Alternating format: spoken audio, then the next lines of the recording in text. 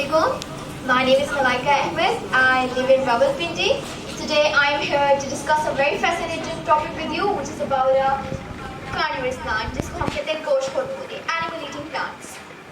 So यहाँ पे मैंने आपको कुछ तस्वीरें दिखाई हैं जो कि गोश्तखोर पौधे के बारे में है. सबसे पहले मैं आपसे सवाल पूछूंगी, क्या आपने कभी सुना है ऐसे पौधों के बारे में जो किसी का गोश्त खाते हो, किसी जानवर का? नहीं. सो एक्चुअली इस कायनात में ऐसे पौधे हैं जो अपने बचाव के लिए, अपने आप को जिंदा रखने के लिए दूसरे जानवरों का गोश्त खाते हैं. उन पौधों को हम कहते हैं एनिमल ईटिंग प्लांट, गोश्तखोर पौधे. जैसे कि मैंने आपको यहाँ पे दो पौधों की तस्वीर दिखाई है, इसको मैं अपनी मजीद स्पीच में एक्सप्लेन करूँगी कि किस तरह के फैसिनेटिंग पौधे हैं जो कि अपने सर्वाइवल के लिए दूसरे पौधों और जानवरात का शिकार करते हैं. Please move to the next slide. So here types of a carnivorous plant, जो एग्जाम है हमारे पास गोश्तखोर पौधों की. सबसे पहले हमारे पास full trap like a pitcher plant. ये किस तरह के पौधे हैं जो ग्रेविटी का सहारा लेते हैं अपने शिकार को पकड़ने में. Like I have showed the picture here. ये हमारे पास पौधा है पिचर प्लांट. लाइक मैं आपको बता सकती हूँ, ये इस तरह की शेप है इसकी.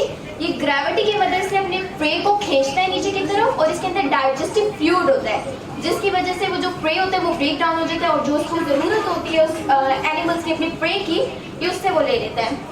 And another one is a fly paper trap, which is also known as a sundews.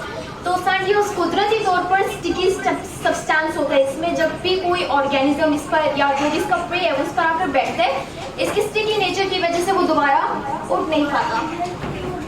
वो वहाँ पे पकड़ा जाता है. लाइक जो भी जिस जानवर ने भी उसको पकड़ा है वो उसे पकड़ लेते हैं, वो उसके बाद escape नहीं कर सकता. So the third one is a snap trap, which is also known as the Venus flytrap. Personally, this is my favorite one. तो जो snap trap है इसकी शेप मैंने आपको ये दिखाई दी है.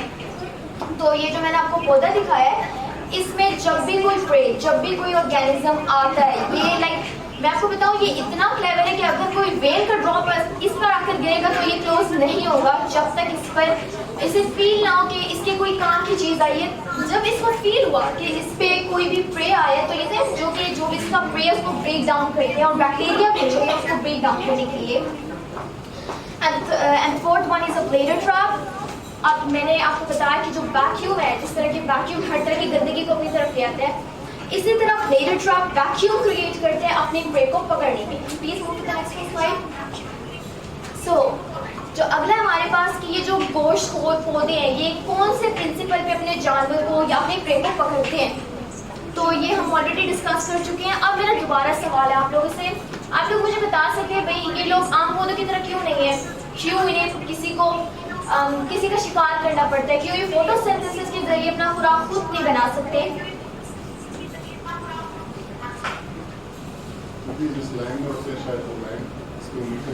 बिल्कुल. तो ये जो गोश्तखोर पौधे ये इस तरह की सरजमीन में पैदा होते हैं जहाँ पे फास्फोरस, पोटेशियम एंड नाइट्रोजन जैसे एलिमेंट्स की कमी होती है. तो इनकी वजह से इन्हें दूसरे जानवरों का शिकार करना पड़ता है अपनी नाइट्रोजन की कमी को पूरा करने के लिए. Please move to the next slide. So किस तरह ये पौधे डाइजेस्ट करते हैं जो भी इन्होंने प्रे को पकड़ा है. जैसे कि मैंने आपको बताया था मेरा favourite plant which is a Venus flytrap. उसमें कोई पौधा अगर पकड़ा, इसने वो इतना क्लेवर है कि उसने उसमें एंजाइम्स भेजे, उसने बैक्टीरिया भेजा, उस जो भी उसका प्रे है उसको ब्रेक डाउन करने के लिए, उससे जो उसका नाइट्रोजन है, फॉस्फोरस है और पोटेशियम है अपने लिए लेने के लिए, अपने आप को सर्वाइव करने के लिए. Please move to the next slide. Why carnivorous plant matter. So जो हमारे पास गोश्तखोर पौधे, ये ना ही साइंटिफिकली बल्कि इकोलॉजिकली भी बहुत इंपॉर्टेंट है. जिस तरह के हम इंसानों की पॉपुलेशन है, इन ऑर्गेनिजम्स की पॉपुलेशन होती है, तो हमारे इकोसिस्टम में, हमारे इस निज़ाम में इनको काबू में रखने के लिए ये पौधे बहुत इंपॉर्टेंट है, क्योंकि ये लोग प्रे करते हैं जानवरों को अपने खाने के लिए. Next slide. Lessons from the carnivorous plant, गोश्तखोर पौधे, एनिमल ईटिंग प्लांट. तो ये बहुत इंपॉर्टेंट टॉपिक है. मैं चाहती हूँ आप सबकी मुतवज्जो मेरी तरफ हो, क्योंकि इस टॉपिक को हम अपनी अमली ज़िंदगी में अपनाने वाले हैं. लाइक जिस तरह ये पौधे हैं, इसी तरह हम इंसान हैं. एक कुदरत को हम अपनी ज़िंदगी से अपनाएंगे कि किस तरह ये नेचर भी हम इंसानों की तरह है. So the first point which I want to discuss is the adaptability to thrive. Adaptability to thrive. हमें टॉपिक से थोड़ी बहुत तो समझ आ गई होगी कि जिस तरह कार्निवरस प्लांट न्यू टेक्निक्स निकालते हैं, जैसे मैंने आपको 4 पौधों के बारे में बताया, उन्होंने कितने क्लेवर अंदाज में अपने पेड़ को पकड़ा और उन्होंने जो भी कमी थी, नाइट्रोजन की कमी थी, राइट, उन्होंने अपनी नाइट्रोजन की कमी को पूरा करने के लिए पेड़ को पकड़ा। हम ह्यूमंस लाइक, अब मैं स्टूडेंट हूँ तो मैं स्टूडेंट्स की तरह बताती हूँ, हम स्टूडेंट्स हैं, हम में अभी इल्म की कमी है, तो हम इल्म की कमी को पूरा करने के लिए हमें जहाँ पे ज़्यादा इल्म मुहैया होती है हम वहाँ जाते हैं। फॉर एग्जाम्पल, अगर हमारे पास यहाँ में हमें उस तरह की इल्म फैसिलिटीज़ नहीं है, लाइक एजुकेशन की फैसिलिटीज़ नहीं है, हमें इस तरह का नॉलेज मुहैया नहीं है, हम दूसरी कंट्रीज जाते हैं, ठीक है।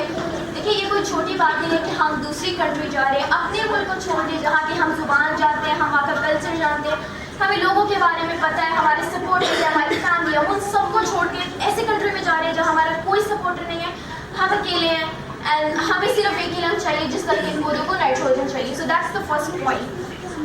The next one is the seeking resources beyond borders. Seeking resources beyond borders.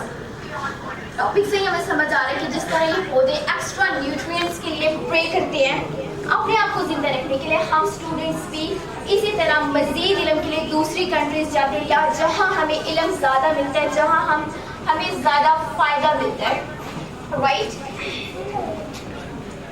So the third point and the last, specialized strategies for success.